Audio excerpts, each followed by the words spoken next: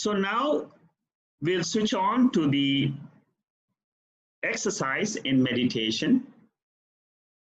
And today we have a beautiful verse from Mundaka Upanishad. Today is the 7th session of meditation, which I started along with Atma Bodha. So far, we have covered 6 types of meditation in which we learn how do I look at my thoughts as Sakshi, as a pure awareness principle. How do I claim that Sakshi is my nature? Thoughts are just coming and going. I don't bother with the thoughts. I keep telling myself I'm the Sakshi. Then we took some examples from the Upanishads. We rotate the thoughts. Na tatra suryo bhati. We learned that there is one light principle, which is the ultimate light behind the sun, behind the moon, behind the lightning.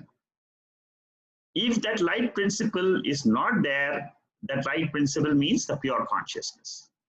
Without the light principle of awareness, consciousness, there is no world. This is very strong teaching of the Upanishads.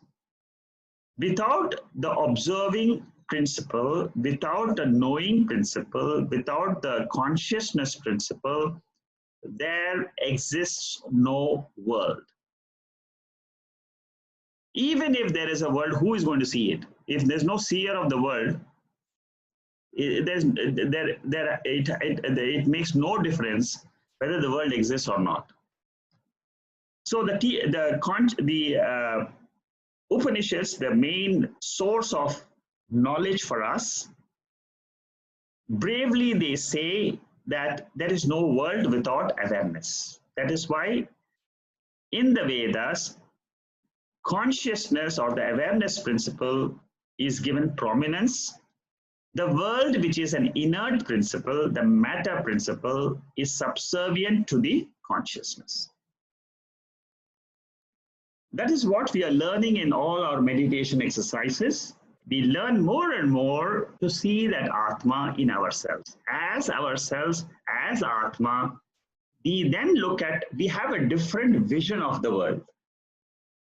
Because so far we have thought that the world exists even when I don't exist. When the body is not there, the world will exist, no doubt about it. But here we are talking about consciousness. When the consciousness is not there, the awareness principle is not there, there's no world.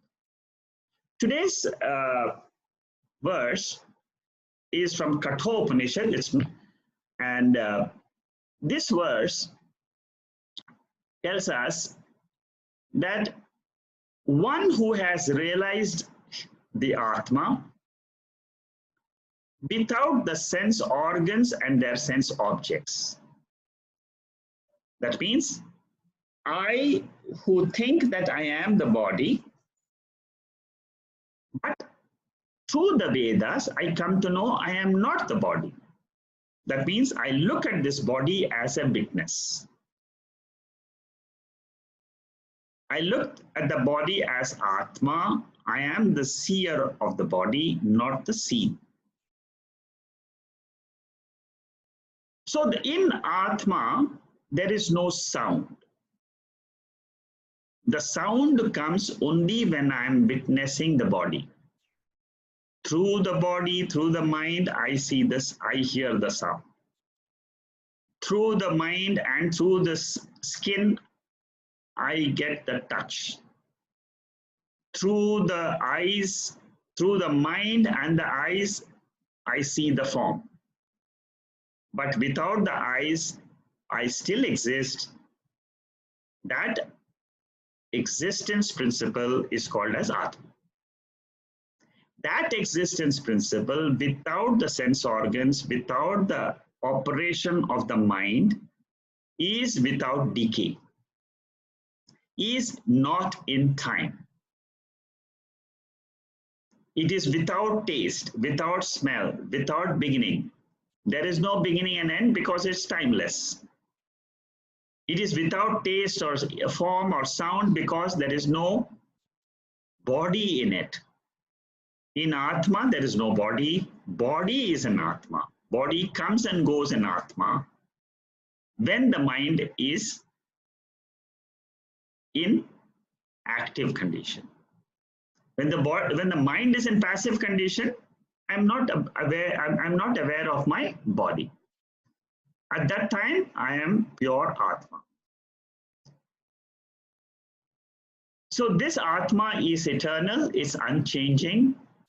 The one who knows this Atma, Kathopanishad is a beautiful Upanishad where an 8-year-old boy called as Nachiketa, he is taught by the Lord of Death what happens to someone after death. That is the story of this Upanishad called as Kathopanishad. If you are lucky, we will do this Upanishad. Very, very beautiful Upanishad where an 8-year-old boy asks whom? He's not asking a simple God.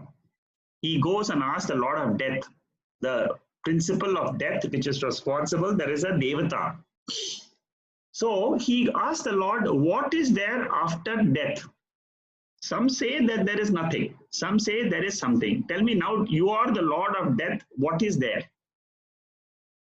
So this is the verse the Lord of Death is starting, and he's teaching Nachiketa and says, after death you are Atma.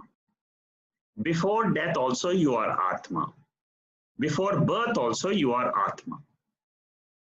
So in Atma, the body comes, body exists, body dies.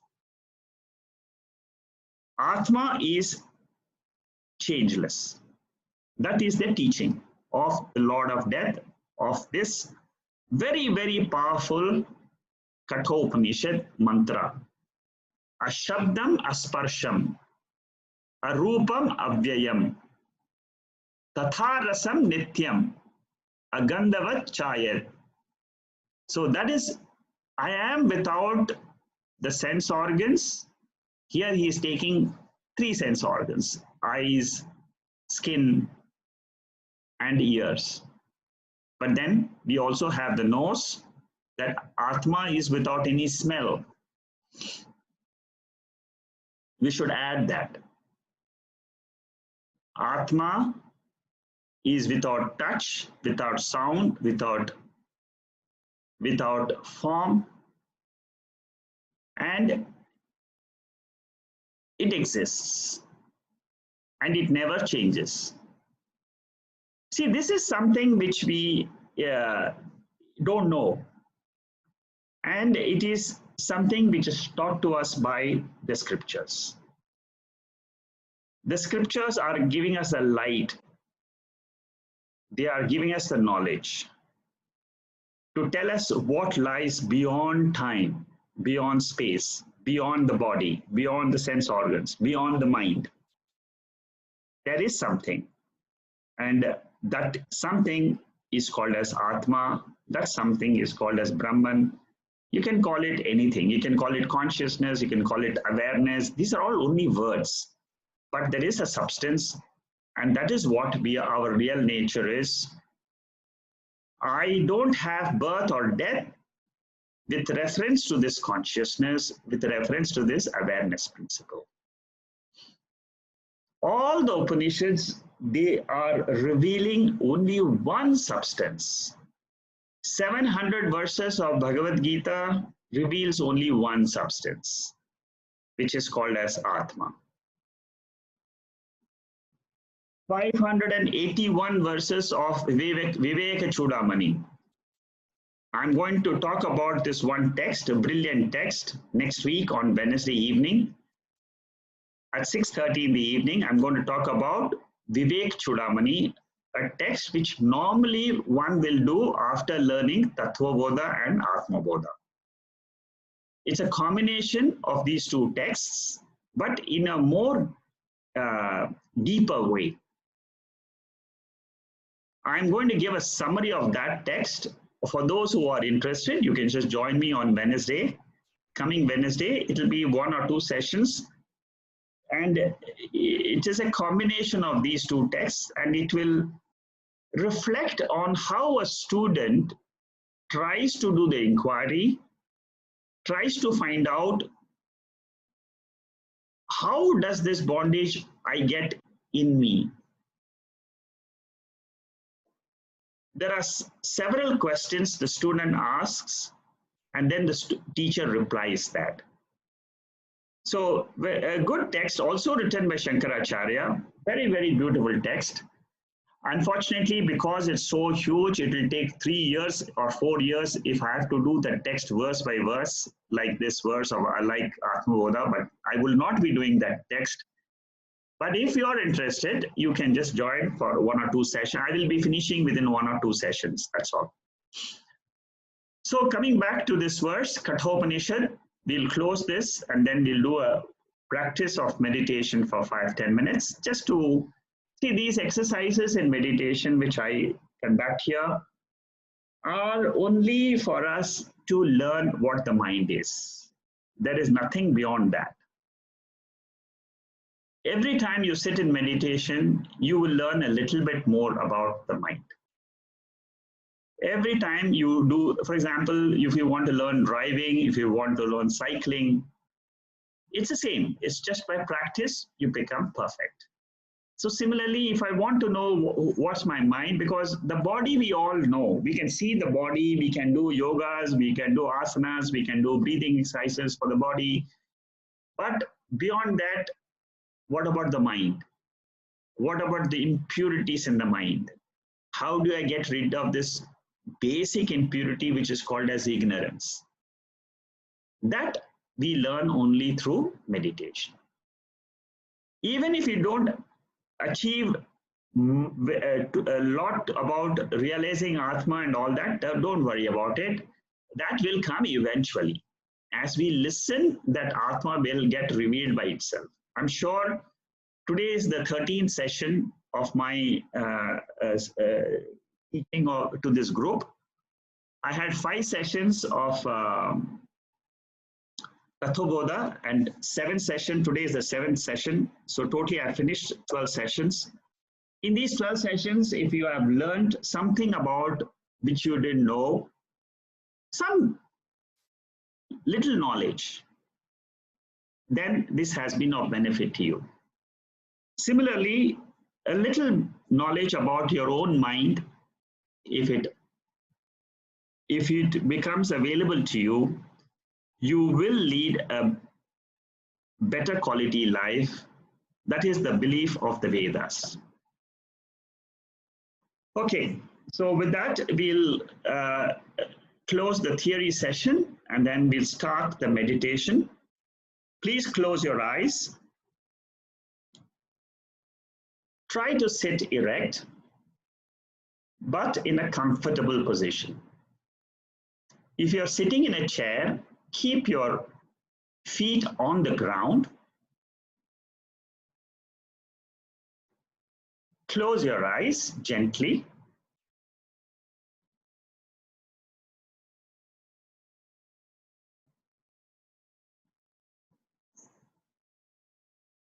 Observe your breath.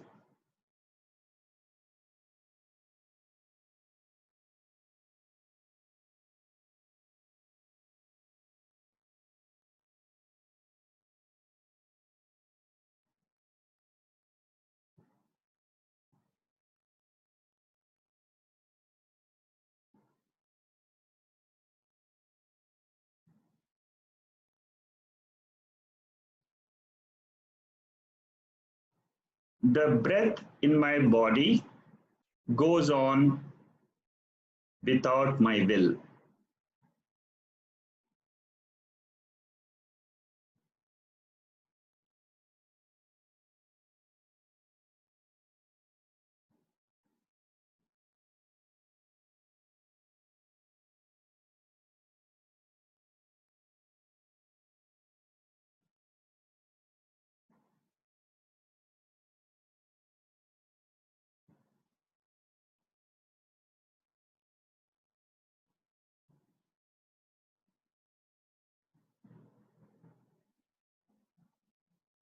The five elements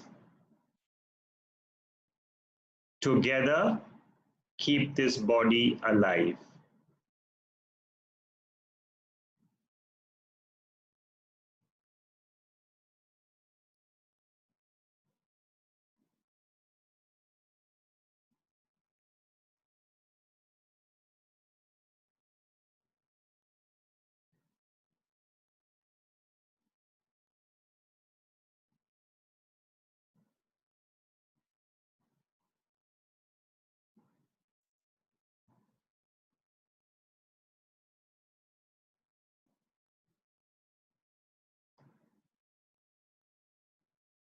There is a mind associated with the body.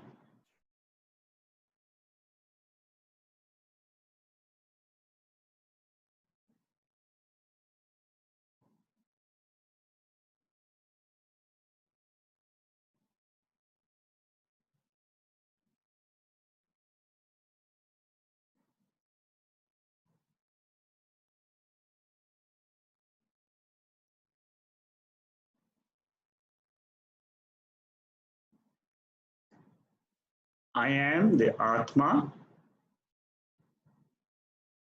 the observer of the mind.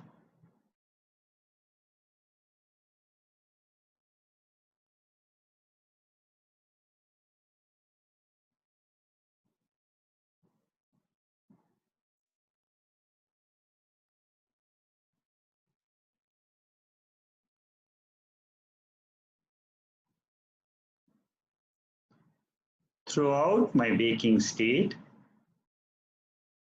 I have the I notion in the body.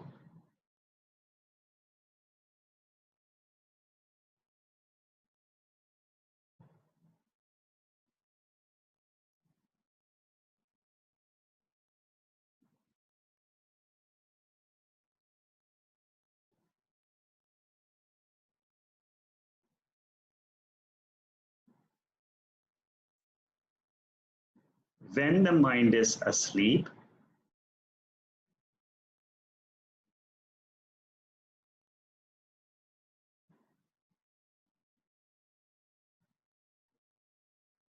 there is no I notion.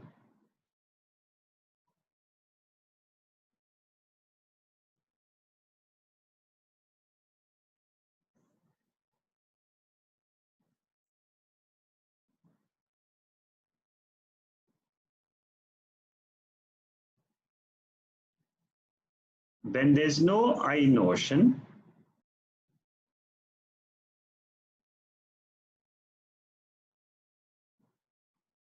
there is no time.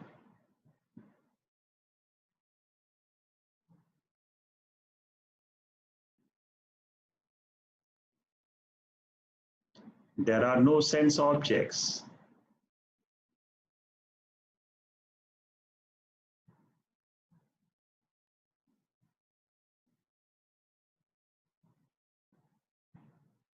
When there is no I notion,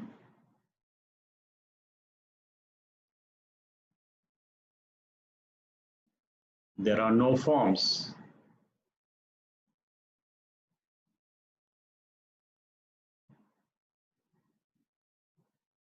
No sound.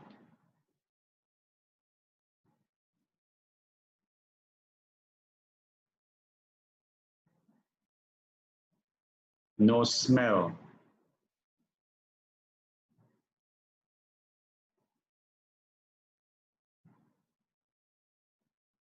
No taste.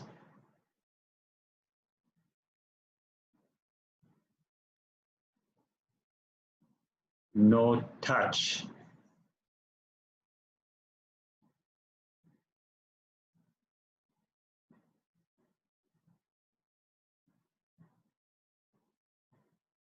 But I exist.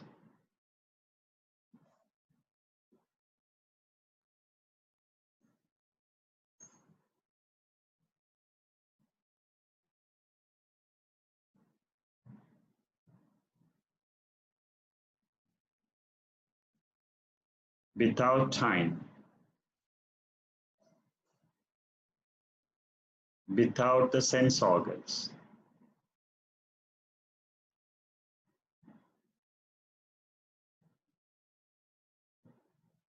without the mind,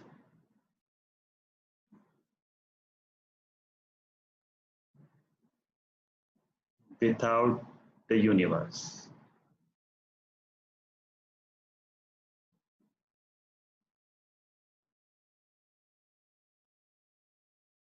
That I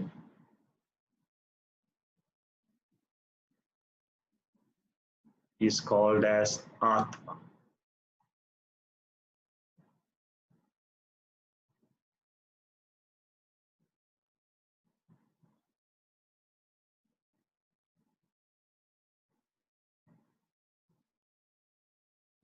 Pure,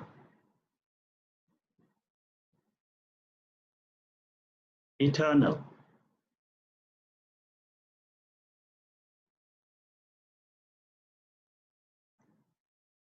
immortal,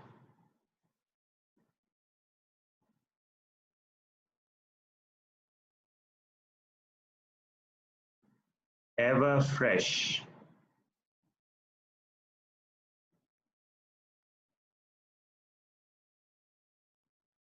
the dynamic principle,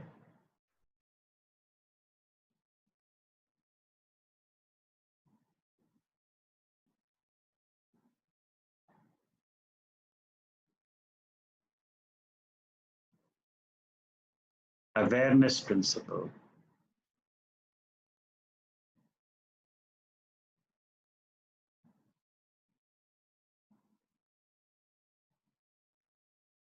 consciousness principle.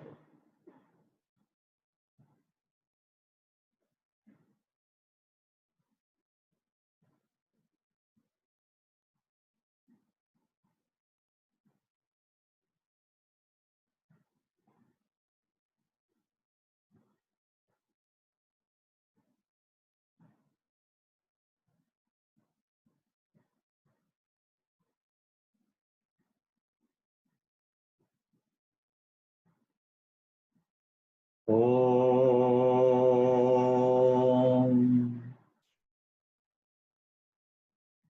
Asato Ma Sádgamaya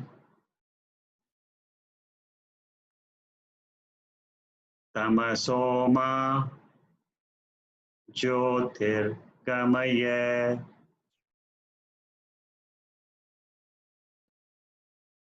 Mrityorma Amritangamaya. Om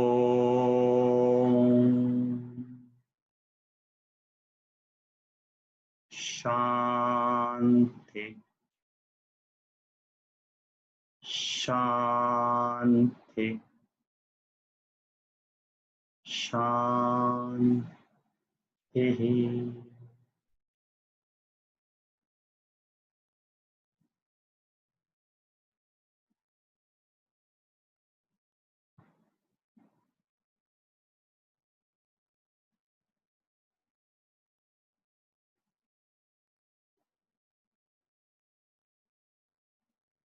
I was aware of all my thoughts in meditation as consciousness.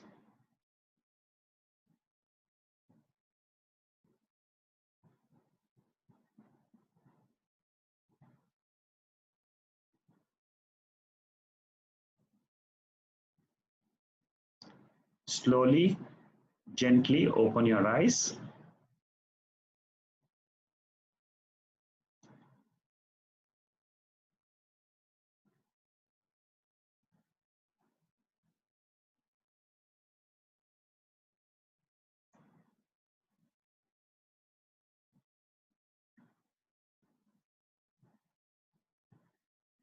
Let me know if you have any questions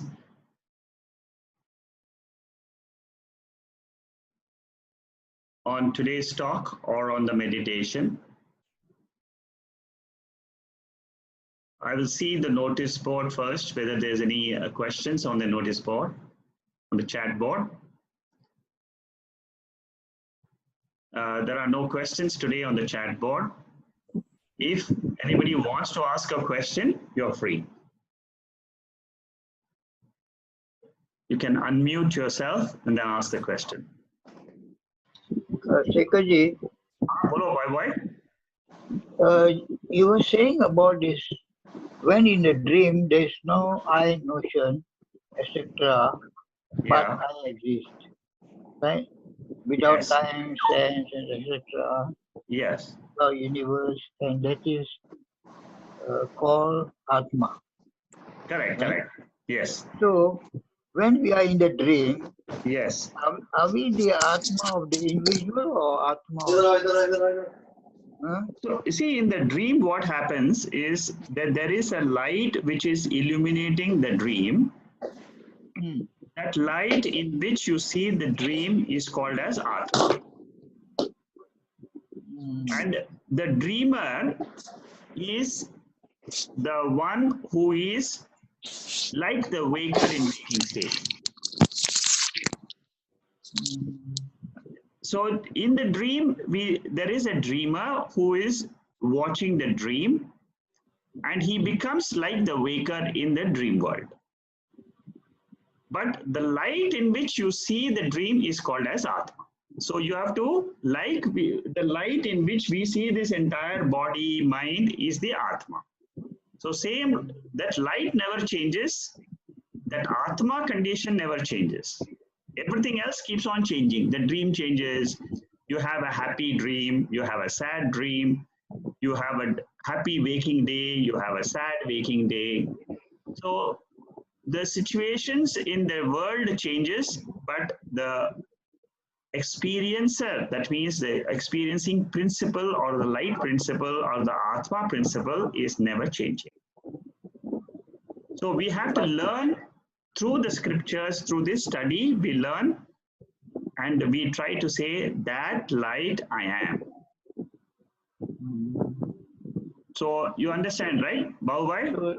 So the I, the individual I and this I, are they mixed into the dream? Are they in one in the dream? Yes, they become mixed in the dream. You're right. You see, even in the waking state, what happens is the mixture is what is experiencer. You are correct. You see, what happens is that the light gets reflected in the mind, and then the mixture is what is seeing the dream. Similarly, in the waking state, it is that is why we always say reflected consciousness plus the mind is the jiva. So it is always a mixture which is experiencing things. But without the mixture, Atma exists. That is what should be our real knowledge to learn. That means when my body is no longer there, I will exist as Atma. I must keep on meditating on that all the time and say that I am Atma. I am not touched by the time principle. See, time affects everything in creation, including the 5 elements. But it cannot affect the Atma. Like Atma is like the space. Space is, you see, all transactions happen in space, but the space is never affected. Okay? Yeah. There is a question. Yeah, no, I think you got it right now. It's a mixture which is experiencing, but I must learn to see that that I am the mixture in this particular state experiencing, but I can exist myself without that mixture. That is where the freedom comes. The freedom is I, Bhau, am given a name with whenever I am experiencing this body. Yeah. Without the experience of the body, I am existing in my sleep state. But no, there is no experience of the body, there's no experience of the mind, but I'm there. So that is called as Atma if you are removing the ignorance part of the sleep state. Ramesh So is saying, yeah. So the seer and the see are Yes. the two things, right? Yes. Right? So slowly I get rid of the seen and I say first the seer is me. Then I say that even the seer is not me, but I am beyond the seer and the seen. That is the last step. That's a super consciousness. Yes, that's correct. That is a super consciousness. Okay, thank you. Thank you.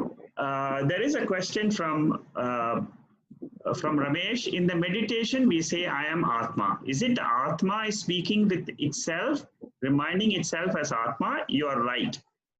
It is the Atma speaking to itself, because there is nothing else except that Atma. Atma is talking to itself and say, I am that speaker. And what happens is, slowly this speaking will stop. When the speaking stops, you realize yourself. That is what is meditation. Initially, yes, you are right, that we will be speaking to Atma, is speaking to itself. I am Atma, Aham Brahmasmi, I am that Atma. But when you say I am Atma, you're referring to that principle which is not affected by time, which is not the body, it is not the mind, it is not the sense organs. Therefore, the Upanishads say that by telling yourself, I am that Atma, deliberately bringing this thought in the seat of meditation, you are teaching the mind that there is something apart from the mind. That is why the Upanishads keep on saying, learn to stay that I am Atma. Then only you will come to know, in the waking state itself, you will realize, oh, this is Atma, I am the Atma, but I am seeing my mind, that's all. So a meditation is an exercise, it's a mental exercise to get rid of that notion that I am the mind. Raj is asking, is there any way we can visualize Atma? Can we just imagine Atma as a form of light? Yes, initially you can visualize in the form of light, but later on you can also say that I am the formless. That is the ultimate. See, initially we can visualize Atma as a Swarupa of Lord Ganesha. You can bring the picture of Lord Ganesha, Lord Shiva, Lord anything in creation you can bring, because all creation is nothing else but the same Atma. If you have that knowledge, you can use any symbol, you can use a form initially, but later on you must come to the formless, pure consciousness. It's a stepping stone. Light is only a stepping stone. It will get rid of, it will help you to focus your mind, but it is not the ultimate. Ultimate is I am Atma. The word Aham Brahma Asmi must be clearly understood, and it should be taken up in the meditation as your nature. This is the final step for reaching the destination in our spiritual journey. This is what is taught in the Mahavakyas of the Upanishads. Mahavakyas, one of the Mahavakya is Aham Brahma Asmi. I am that Brahman. I am that Atma. That is why we use that word, that sentence. And it has got a lot of power in it, which other things like the light and all that may not have as much power as this particular words. It is a vritti, it is a thought, and it's a very powerful thought which can destroy all other impressions which we have in the mind.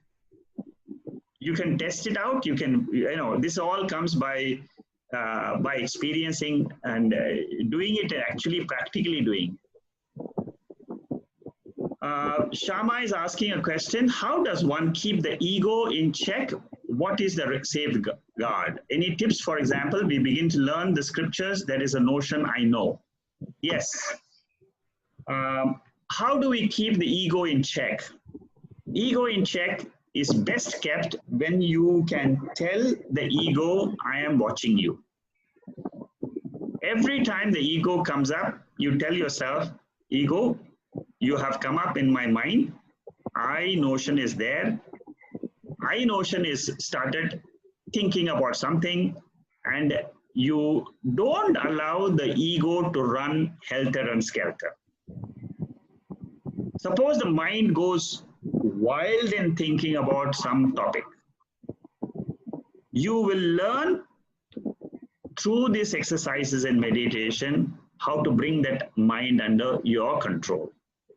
The one who can control the ego is only Atma. Ultimately, the ego cannot be controlled by any other phenomena. It is only controlled by the knowledge of Atma.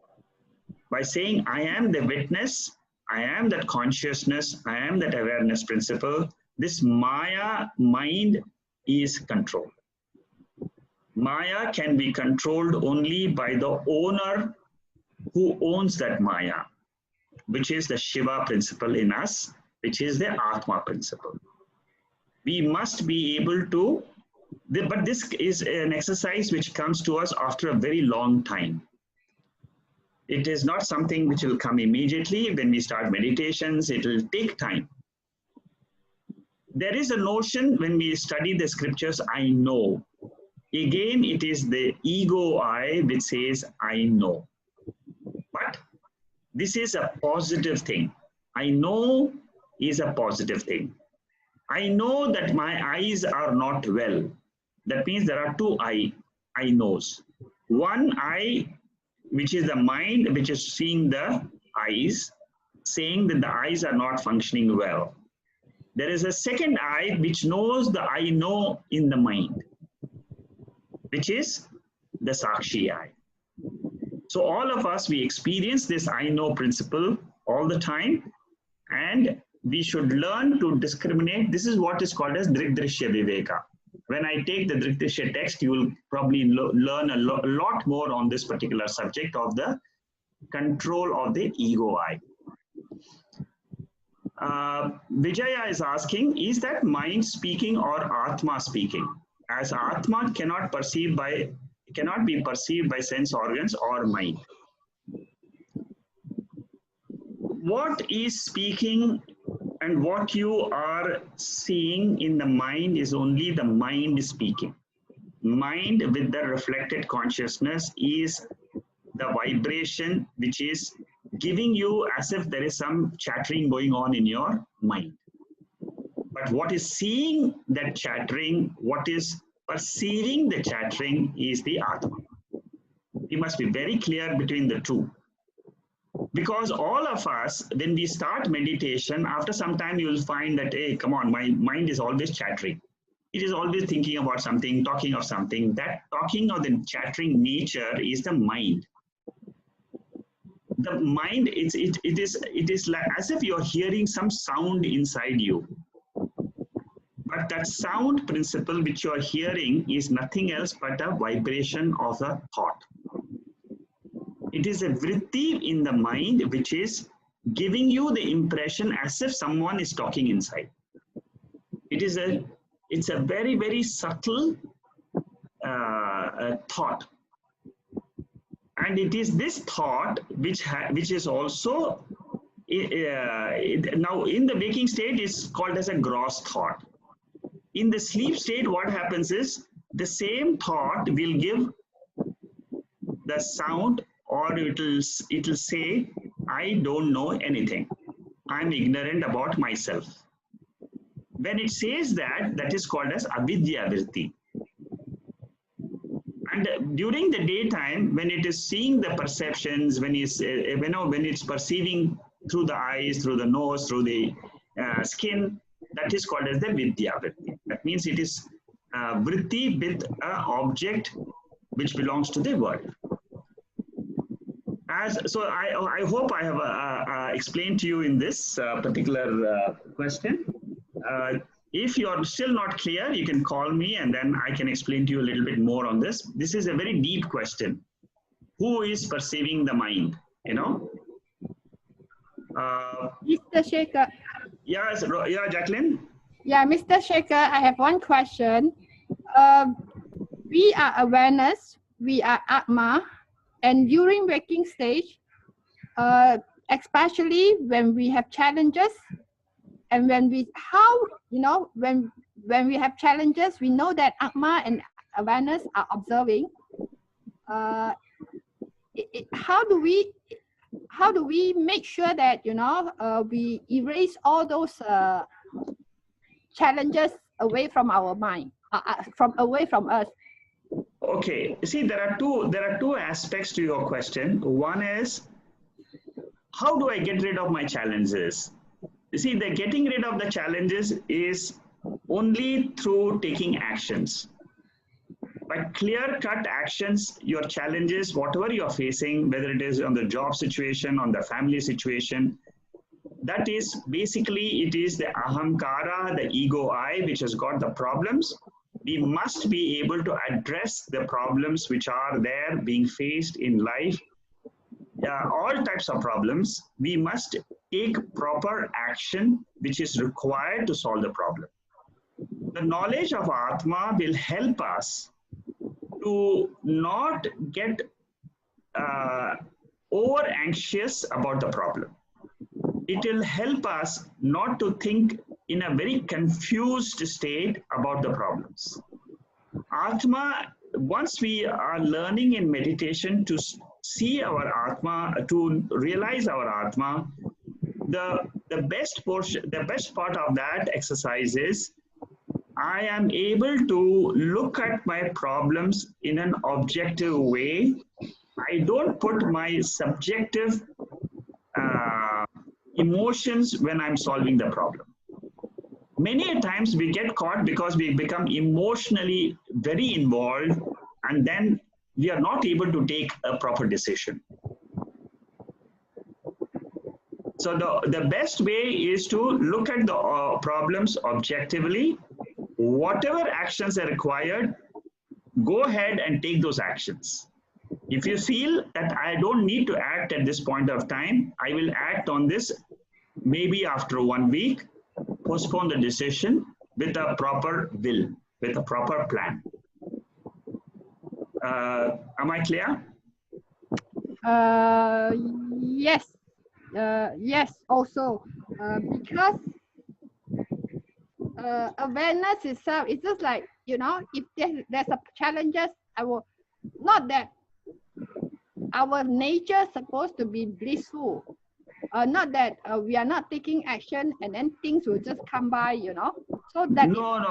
Don't wait for things to come and sort by itself. No, it cannot happen. You know, in the transactional field, whenever we are facing any challenges in time and space, we have to follow the laws of whatever is there in time and space. You know, we have to follow whatever is required to be done, we must do it. Suppose somebody is sick, we must take him to the hospital and give proper treatment. If there is a problem of earning money, we must earn money. If there's a problem of you know, some relationship at home, we must open it up and discuss it and come out of it. So this is how we tackle it. We tackle the problems objectively. We cannot use an escapism method and say, no, it'll get solved by itself because I'm the awareness principle. Okay, so it's transactional. Yes. And transactional objectively, and following our nature supposed to be blissful. And, yes. Yeah, okay. Absolutely, you got it right, Jacqueline. Thank you. Okay, Vijay is asking, Saguna to Nirguna transition, isn't mind involved in meditation? Then only through that mind I can reach Atmic state by eventually negating the mind too. Yes, you're right. Nirguna, Saguna to Nirguna comes only by knowledge of the scriptures. There is nothing else which will help you to come to this Nirguna stage. Nirgunam is only a knowledge. Is purely knowledge. It is from the scriptures. I know, just now we read that scriptures of Kathopanishad, Ashabdam, Asparsham. It is a knowledge of the Atma which gives us the Nirguna Tattva. So the transition from Saguna to Nirguna is only when you rotate the scriptural verses in your mind.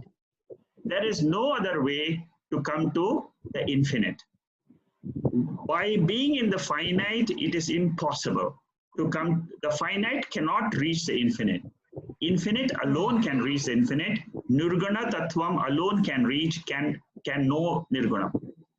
So even though we say the mind is involved in meditation, but what reveals the infinite Atma is the words of the scriptures, which is what I said, Aham Brahma Asmi, Aham Atma Asmi, Aham Nityaha Asmi, Aham Shuddhaha Asmi, Shuddhaha, Nityaha, these are all words of the scriptures, which have the power in them to reveal the unmanifest Atma, which is Nirguna. So that is how the transition happens, and it happens only through the words. That is why the scriptures are called as this Chakshuhu. They are called as Pramanam. They are as good, as powerful as our eyes. When I see a red colored apple, I say that this apple is red, and that is a reality. Similarly, when I use the scriptures and I say that Atma is Nirgunam, that is the end. Because I know scriptures are teaching me something about myself. When the scriptures are telling me I am not with any of the gunas, it tells me that I am formless. And it exists. And I believe in the scriptures as much as I believe in my eyes and in my ears. It is that Shraddha in the scriptures which opens up the entire Atma Nirguna Tattvam to us. Nothing else. It is this absolute Shraddha. Exactly the same Shraddha, the faith we have in our eyes, the same faith we have in the scriptures. And I tell myself, I am that Atma. That's all. There is nothing else in the world which can prove that the eyes are seeing. I cannot use the ears to prove what the eyes are seeing. I cannot use the eyes to prove what the ears are hearing. Similarly, I cannot use any other pramanam, any other instrument of knowledge to prove that I am Atma, which is revealed only from the scriptures. I hope I've answered that right. Again, Vijay, if you're not sure, please call me. As Bhagavan said, through self-inquiry, okay, that's Deepak is saying that. Bhatt is asking, I'm the substratum in the waking world because the sense organs, I see myself with manifestation with multiple attributes. So what I see is none other than me. So why should I have anxiety or fear? Whatever I experience is just to mold my mind and lose my ego. Yes, this approach is good, is right. Because this approach will come to you only because of the knowledge of Atma, of the substratum. So you can think in this way. It will remove the fear. See, the Atma's substratum nature is a very powerful teaching. This is the only way to get rid of fear and any anxiety about life. I am that Atma. Nothing in the world can touch me. Exactly like space, nothing in the world can touch space, nothing in the world. All the emotions, all the problems of the world cannot touch Atma. So we use these teachings and the approach what you have said, but is right. In addition to Jacqueline's Atma is for us to become consciously aware of everlasting reality. We live in life in the matter world and be dutiful of the. Is this correct? Yes, Ramesh, you are right. We live in the world with the unwavering thought, I am Atma. Always live. That is why it is called as Jivan Mukti. You know, it doesn't mean that only after death I will have some benefits. No, it's while living, I said, yes, I am pure consciousness, Atma. I will ever live. That's it. Why I know this, why I believe in this, because the scriptures are telling me. That's all. Just now I answered, to Vijay as to, I believe the scriptures. I have 100% faith in the scriptures, and then I conduct my life. That's all. I do my duty to the best of my ability, exactly like how Jacqueline was suggesting. You know, I look at all problems objectively. I don't bring in the emotional part into my, I think rationally. Whatever needs to be done, I do it. Okay, we come to an end. It's a long Q&A today. Thank you very much. And we'll meet next week for the next session of Atma Bodha. Thank you and good night. Thank you, Shekharji. Thank you. Thank you, sir. Good night. Thank you. Thank you. Good night. Thank you, Shekharji. Thank you. Good night. Thank you.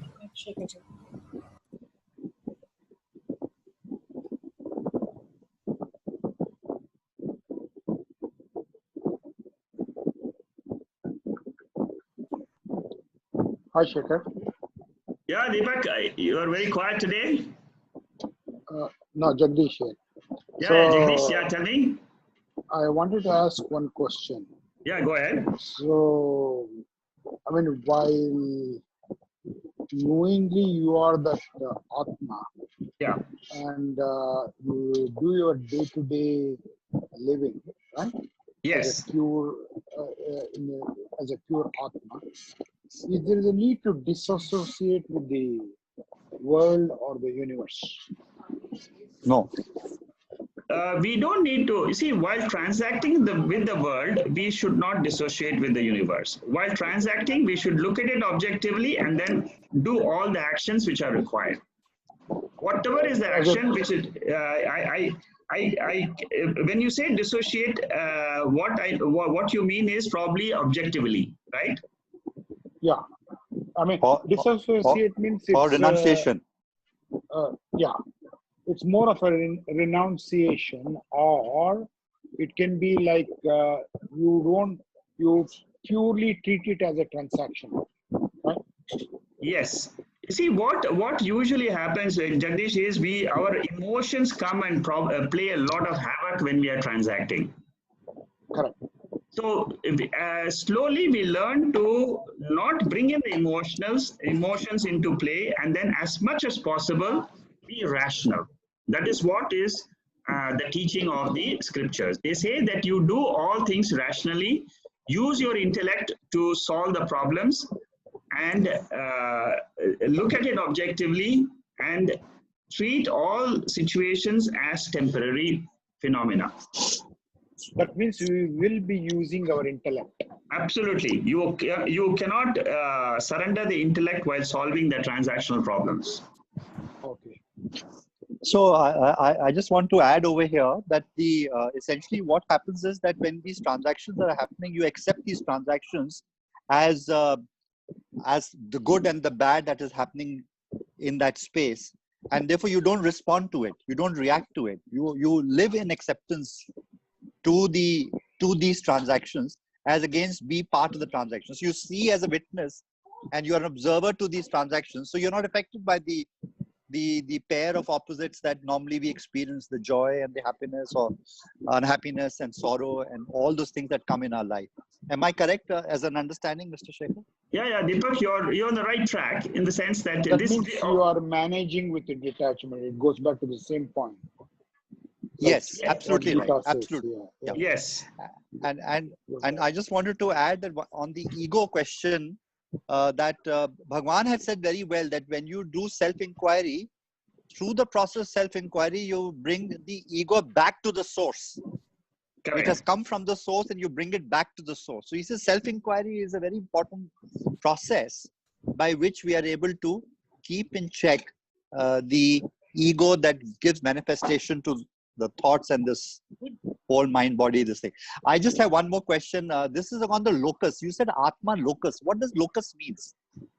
The you said it's the same. You somewhere it was there that it's the same as the locus, Atma locus.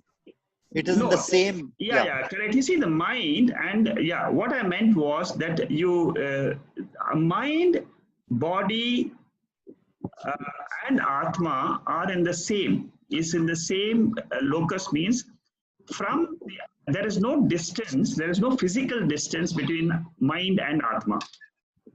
There is no physical distance between body and mind. There's no physical distance between body, mind, and Atma. Okay. From Atma only, the body, mind are getting projected and again coming back to unmanifest. So what you're saying is it is part of the same Consciousness, pure conscious. awareness. Yeah. Yes. So it's the same. So when it, because it's part, so it's local, same local. Exactly. Yes, that's right. Yes. Okay. Same of it. And Yes. when you said and three bodies, is waking, dreaming, and the deep sleep. Is that what it is? Yes, that's correct. Yes. That's the three bodies. Yes, three bodies. Yeah. I was listening to Ramesh Balsekar today, Yes. and there's a 5 minutes clip. Maybe I could share it, but he was very clear. He said enlightenment is not that you are going to be now completely living in this world without ego. He said ego will continue to be there till your last breath. Yes. And it also does not mean that you will have you will be away from transactions. Correct. Or you'll be away. He said all the great masters actually had diseases. They suffered. Yes. Yes. He said, but yes, you will have a certain peace of mind, and you will be accepting. You will be accepting. There'll be your attitude to life will change. Yes. And that change in attitude of life brings the inner happiness because you are not affected by it. Yes, that's right. What is happening to this mind body. I am not this. Yes. So that itself unshackles me. And Yes. that is the liberation. There is That's no correct. other change that will take place with enlightenment. It is just this acceptance. And Nisargadatta Maharaj also says this very clearly. He says, just don't talk about this. Just cling on with great love and reverence to the very core of your inner self. He says, just do this. Just keep at it. Keep at it. What is happening will continue to happen. When you are in the Vyavaharika Prapancha, you got to learn to separate out, that means you should be aware of you're just doing the transaction in the universe. So as long as that awareness is there, then it makes a lot more easier to execute what's needed. Yes. See, the transactional awareness of Atma is a very, very positive feeling to have, because it is this knowledge of Atma gives us the distance between me and the mind. So this helps in transactions for sure. So Jagdish, you're right when you say that keeping this awareness, let me act. That is a very great benefit in life. And Mr. Shekhar, that's where the word Purusharth comes. Yes. The self-effort, and that is the free will. Yeah, the free will, yes. The Purushartha is okay. I use my Purushartha and say that I am the Atma, and I will take all the decisions. And I'll take all this. I'm going to make my effort. I am not attached to the outcome. Yes. I will do the best. Yeah. It doesn't matter whether you live in forest or a mountain or the city. The transactional world is still exactly the same. Only the so-called dimension or the subject matter is different. Yes, agreed. That's right. The transaction world is same. So you got to deal with the same transaction in any one of the place. Right? Yes. So when you're dealing with that, the challenge always comes is how do you disassociate yourself knowingly the Atma principle and then use your intellect to freely execute rather than the intellect getting biased either with your residual memory or with your so-called the influences that the mind has registered. So that is the challenging part. I also want to say here something, Mr. Shekhar. So this is a very interesting question. That when you are working on the awareness principle, there is a moral compass that helps you to make the right decision also. It happens. These are very subtle shifts that take place. Yeah, you're right. Yes, there is some shift which happens in your transactions because because of the knowledge of the Atma. Jagdish, to answer your question, see, what happens is the intellect is slowly understanding about Atma. And it takes time for the intellect to completely absorb the nature of Atma. It takes time. It's a little bit of time-consuming process. So as the intellect learns to accept that I am Atma 100%, then only the full benefit of the transactional field will come. We are all in the spiritual field. We are learning about Atma, but we still haven't got that 100% nishtha, or that, we don't still have that full faith in us that I can live without the body. I exist without the body. That notion is still not settled in our intellect so far. Correct. Once that happens, then you will see a tremendous difference in your lifestyle. Huge differences.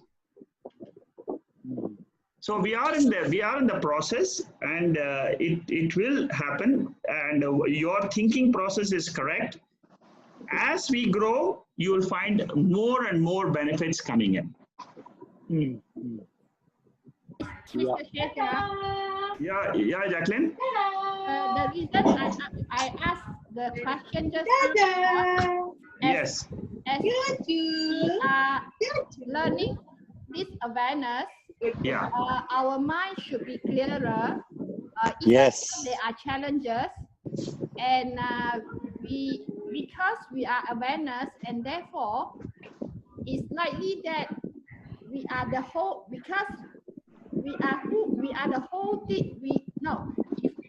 Right now we are awareness, and the challenges is inside the awareness. So it depends on how we think. If we think it positive, it's positive. If we think it negative, it's negative. That's where I'm coming from. Yeah. We are not affected by our challenges when we are the awareness principle, because I know this is just a dream. I'm only an actor in this dream of life. Yeah, that is a very, That's one way. that is one very high method. That's a very, very high level of. Sorry. No, but these are very fundamental questions. Yeah. What Jacqueline is asking is correct. These are all questions related to how do we handle challenges in life. My only answer to all this question is that the more the absorption of Atma happens, our challenges will become less of a problem for us. See, the challenge will become less when in the transactional world. When you are in the transactional world, you have to be doing it in a way without expecting a return. Yeah. So when we are expecting the return, what is he looking at you? Then the positive or the negative part starts coming. Yes. Okay. Now you play with him. Shall I bring you that stuff? Yeah. Yeah, Jagdish. Yeah. So that's where, the expectation of the return need to be reduced. Right? Yes. And just leave it to whatever the outcome is, Yeah. So accepting that outcome of the transactional world will makes it easier for the mind and the intellect to keep the transaction going. Yes. The problem is the mind always sets an expectation onto even though the intellect is working properly, the mind will come in and say, okay, I want to set a KPI or a goal for this transactional world. Yeah. That is where it starts, coming out into the happiness or the sorrow part of it, right? So that is where even I think, is it right to say that happiness also cannot be to a larger extent? Same way, if happiness is there, of course, you just accept it as it is given. Same thing as sorrow or unhappiness, you accept it as it is given, rather than setting an expectation. Yeah, you're right. You don't expect the sorrow to go away. Don't expect anything to happen. Let it just say that I accept whatever comes to me. That's it. Whatever the outcome is. Yes, whatever is I'm facing today is something which I cannot change. It has come to me, but I use my free will to the best extent possible, and then I solve the problem and solve the challenges to my best extent. And again, drop the anxieties of the future. Okay, let the future come. I will face it when it comes. Yeah, that's a good input. Thank you. Okay. I got it. Thank you. Good night, everybody. Good night. Have a good day. Okay. Thank Okay. you. Bye-bye.